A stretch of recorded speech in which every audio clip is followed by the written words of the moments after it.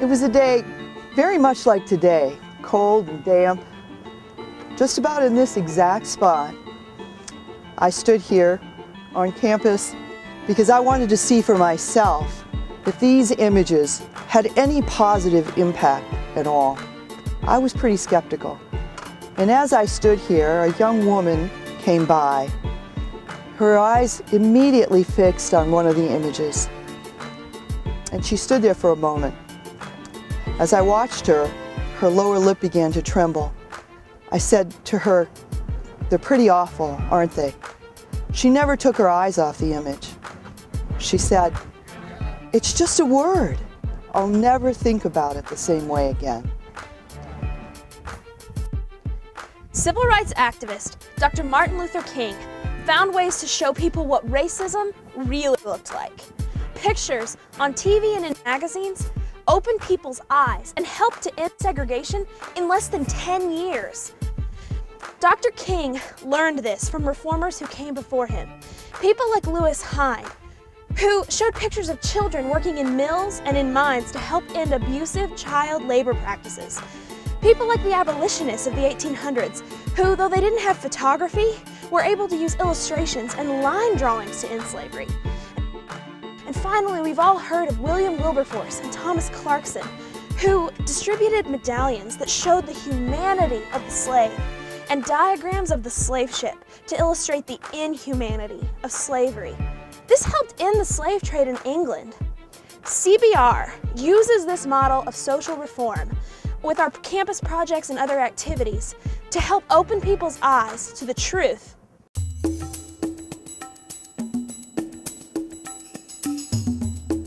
When I first saw the GAP project with the Center for Bioethical Reform, I was completely undone and shocked, and it caused a 180 to happen in my life. I know a lot of times when people think about that, they want to turn their head and they really don't want to see it. But I got to tell you, seeing that will have a lasting impression. And I just want to thank you for your gentle nature, your caring nature, your commitment to this cause. I really know that you're making a tremendous difference. You do great work. The people who are associated with you do great work. And I just want to thank you for your efforts and the tremendous difference that you're making here in Tennessee and around the Southeast. It's really phenomenal.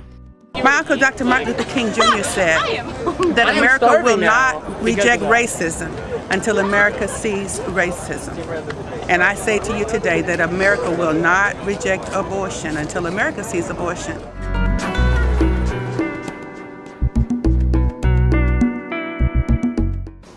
Why do you guys choose college campuses to go to? Why do you think that's the I think it's the most important place to be because you've got roughly 52% of the abortions happening on college campuses, and so this is where you make it or break it. But I think by the time people leave college, they're either pro-life or they are pro-abortion, and it's not going to change. And so you've got this great opportunity to try to reach them.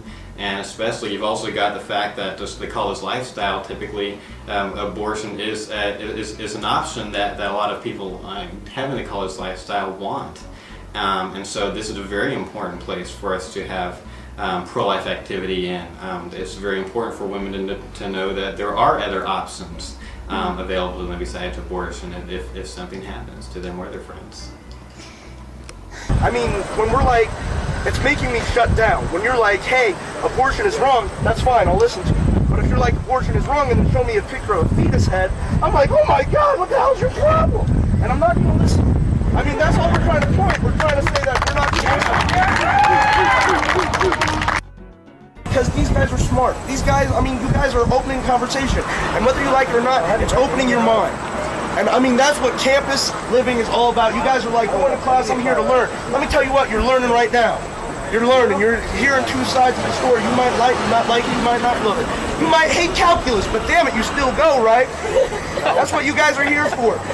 But the point is, these guys are thinking, and I'm liking it. I'm liking the open discussion, and I really don't like these pictures, but damn it, I wouldn't be here otherwise. I'd be in my room asleep, and I think every last one of you would be too. So, I mean, give the guys their credit where credit is due. They're not stupid. I know at Middle Tennessee State, the students did a survey, and 15% of the passers-by said that the display changed their minds about abortion, made them to take the pro-life position. And so it's very gratifying to see people actually changing their minds.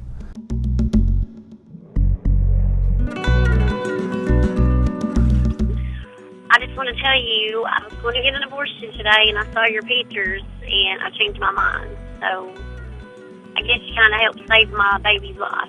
So you kind of saved mine too. But I just want to say thank you for those pictures, because that was just horrible. I couldn't do it. So I just want to tell you thank you, and you have a blessed day. Please pray for me. Thank you. Bye-bye. I wanted to let you know that my baby is 2 months old today, and if it wouldn't have been for you guys, I wouldn't have ever had a child, and I love him very much, and I just want to thank you from the bottom of my heart. Seeing the photos made me realize that it's human life that I took. And not only did I take one child, but I took two, and I took my twins. And that's something that you can't take back. And so I am so passionate about the photos that CBR exposes, because that is what turned my life around. And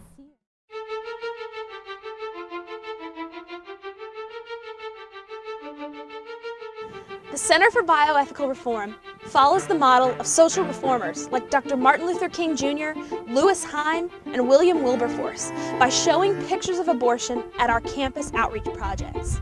Showing these pictures wins hearts, changes minds, and actually saves lives. She never took her eyes off the image. It's just a word, she said. Abortion. I'll never think about it the same way again. I'd come because I was skeptical, and I wanted to see for myself if this was making a difference. I prayed, Lord, show me. And He did. He showed me this is making a difference.